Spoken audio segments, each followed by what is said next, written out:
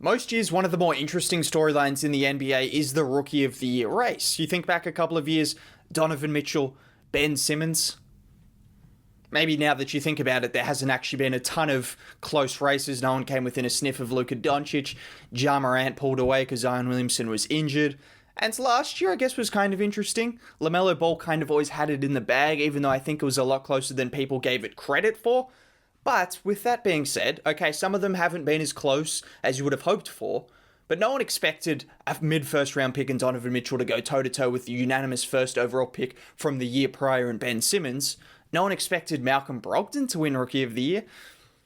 Let's please, everyone say a prayer. If you're a fan of any team in the bottom six, just say a prayer that there's no Malcolm Brogdon type Rookie of the Year, because that would be one of the more underwhelming things in the NBA season. So that was unexpected, but also underwhelming. We're hoping, though, this can change, because I think heading into this year, it's fair to say this is probably one of the more even Rookie of the Year races we might see. Okay, maybe that's just optimism, but you have Cade Cunningham, you have Jalen Green, you have Evan Mobley, Scotty Barnes, Jalen Suggs, Josh Giddey. That's just the top six, and there's a couple of sleepers as well that you might need to pay some attention to. So I believe that for a few different reasons, these guys are going to get opportunity. These guys are coming out of college as really top prospects. And yeah, I think those are the main reasons why this could be a more interesting Rookie of the Year race than we've seen in a few years. So that's why I want to talk about that. Now, before I do that, if you could drop a like on the video, subscribe to the channel if you're new, that would be much appreciated. I make content like this pretty much every single day, and doing so just helps out a ton. So that would be cool. Now, generally, the Rookie of the Year goes out to the guy who puts up the best numbers, okay? But sometimes winning does play a factor. You look back to just last year, LaMelo Ball got all of that buzz because his team came in and he made a big impact. Even Zion and Ja Morant. Zion didn't play enough games, but people were questioning who's the better player because Ja Morant was leading his team to wins. So if one of these guys comes in and makes a big impact, whether that's someone in the middle of the first round or someone right at the top of the draft, there's definitely going to be a lot of weight into that. With these guys that should probably put up some good numbers, the likes of Green, the likes of Cade, Suggs, and these guys should put up some good numbers. So maybe who wins the most games could actually separate these guys instead of it just being about the box score numbers. So that's one thing to know. But generally, Rookie of the Year will go to the guy who puts up the most numbers. And with that being said, let's narrow it down. Let's look at some guys that maybe could be sleepers. I've just got two in mind, if I'm being honest. The top six, that goes without saying. I'll get to the top six, but when it comes to my sleepers, now, not the biggest college basketball expert, not the biggest draft expert. So if there are some other guys that you think, Cam Thomas looks NBA ready, but he's also behind Kyrie Irving, James Harden, Kevin Durant, Patty Mills, the GOAT himself. Yeah, I don't know if he's winning Rookie of the Year as ready as he might be. Jared Butler as well. Some of those guys, maybe they're ready to play, but they're also on stacked rosters. So you look at some other guys that aren't on as stacked rosters, but might be ready to play, and think of Jared Butler's Baylor teammate, Davion Mitchell. I look at Davion Mitchell, the Kings drafted him for a reason. They're trying to win now. They brought in a mature guy who's just fresh off winning a national championship. He won the Summer League. He looked fantastic defensively. I'd expect him to at least play 25 minutes a night, whether that's off the bench or he could be starting. They've explored lineups. They want to go with him and Halliburton and Fox for the future. Whether that happens immediately, I don't know, but he did as much as he could have in the Summer League to put his best foot forward. They need defense. They were the worst defense in the league. He's going to get opportunities. So I believe he could come in. And the Kings are a sneaky team. Like, they're a decent team. I say that about a lot of teams and people think I'm exaggerating. No, look at their team and say there's not some decent players that if they got it together, they could make a playoff push and maybe sneak up on some people. And looking back to that point I said with the likes of LaMelo, if Mitchell comes in and say puts up 13 points a game or something and plays fantastic defense, and all of a sudden the Kings are in that 8th seed instead of being a 12th seed or wherever they were before, then he could get some definite attention. He's going to get as much opportunity as just about anyone in that middle first round outside of the top six. So he's someone that I could see as a sleeper. And just my other sleeper, again, there could be some other guys, let me know below, but I see Alperen Şengün. This is a little bit interesting because he probably doesn't get as much clear-cut opportunity. Mitchell's coming in, they're trying to win, they brought him in for a reason. He looked fantastic in Summer League. Şengün also looked good in Summer League. They do have Daniel Tice, they have Christian Wood, they have Kenyon Martin Jr., they have Jay Sean Tate. There's some guys in front of him. Even Usman Garuba is going to get some minutes. So he might not get as much opportunity, but what he did do in that opportunity in Summer League, he looked fantastic. Also won an MVP overseas. So it's kind of hard to say this man's not ready to provide some kind of an impact. If you can win an MVP overseas before you come to the league, you've got a good chance to do something in the Rookie of the Year race and make an immediate impact. So you look at Luka Doncic just a few years ago. So you just, for that sake, you have to put him in the mix, even though the depth chart might kind of push him out of the way. Those are the two guys that I look at as sleepers. And then the top six. Let's be honest, the top six are the ones that, not just because they're the top six overall picks. You look at Franz Wagner, who was taken out of the top six, and then Jonathan Kuminga.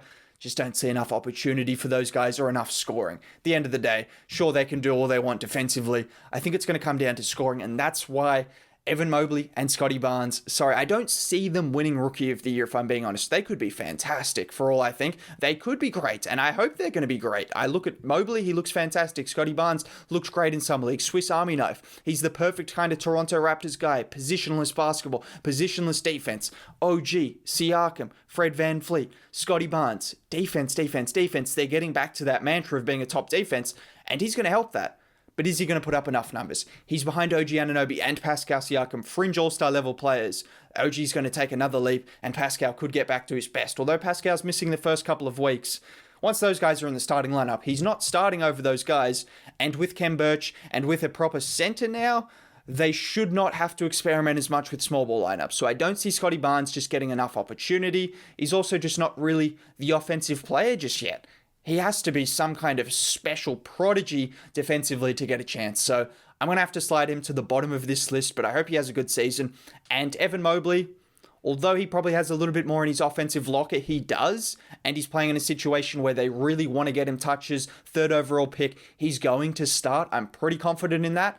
That's another thing, though. Cleveland did bring in Larry Markin, and they still have Kevin Love. They still have Jared Allen, Isaac Okoro, Colin Sexton, Darius Garland. All these guys they've invested in, whether it's monetarily or whether it's from a pick perspective. Evan Mobley's not just walking in and just getting every single touch, every single post up. No, he's going to be asked to play his role defensively. And I think Cleveland could be sneaky good with Garland and Sexton and Okoro and Allen. So I don't know if Mobley's going to put up enough numbers either. Those are the two guys. Might be a little bit obvious, but I just think those guys will be good defensively. Hopefully they're going to have great careers, but I don't know if they're going to win the Rookie of the Year. So that leaves us with the 4 guards. Yes, how original. 4 guards for Rookie of the Year, 4 guards from the top 6. A lot of people think Josh Giddey is probably just an outsider for this. He doesn't have a chance.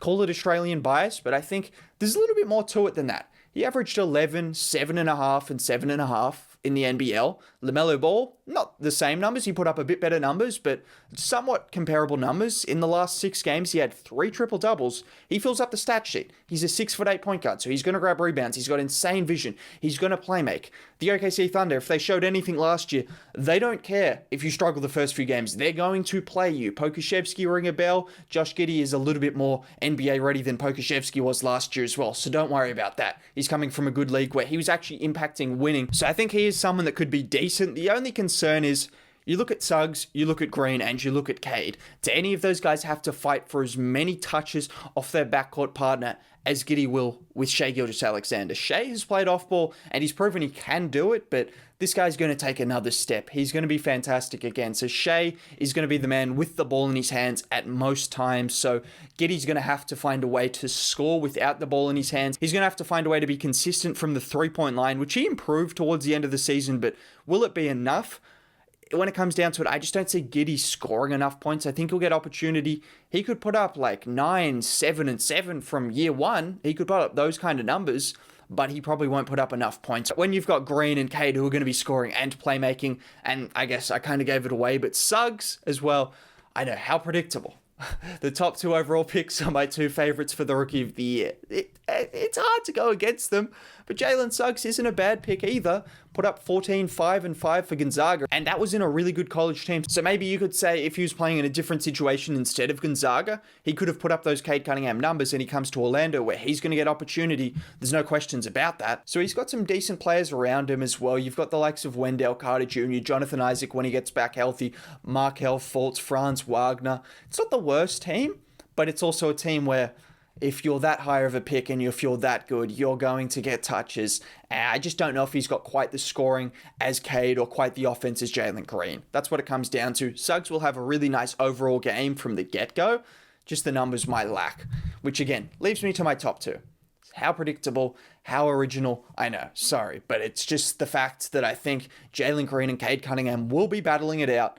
Any of these guys, it wouldn't shock me if any of these guys, even Scotty Barnes and Evan Mobley, it would not absolutely shock me. Davion Mitchell is one of my sleepers that I think is a real chance, but Cade Cunningham, Jalen Green, it's hard to go past them. Both guys were prolific last season. Both guys looked fantastic in Summer League. The consensus number 1 and number 2 overall picks, so they're getting opportunity. You talk about opportunity, that's what it comes down to.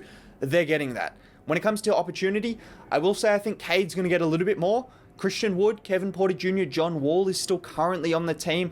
Those are 3 guys that like the ball in their hands. You look at Detroit, Jeremy Grant, Killian Hayes, sure, Sadiq Bey, but these guys are going to be used off the ball more so. I think Cade is just going to have the ball in his hands from the get-go. He's already going to be the alpha of the team and the go-to guy. The one separating factor that I could see in the favor of Jalen Green, he looks a better scorer than Cade Cunningham right now. And when it comes down to it, Cade, I believe, is a better defender and a better playmaker. I don't think you can really argue that right now.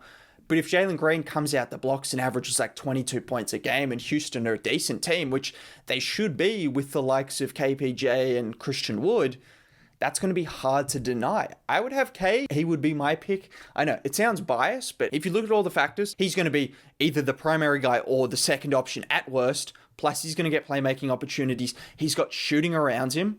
And he's just come from Oklahoma where he was putting up fantastic numbers, and his assist numbers would have been a lot higher if he was on a different team where they could actually knock down some shots.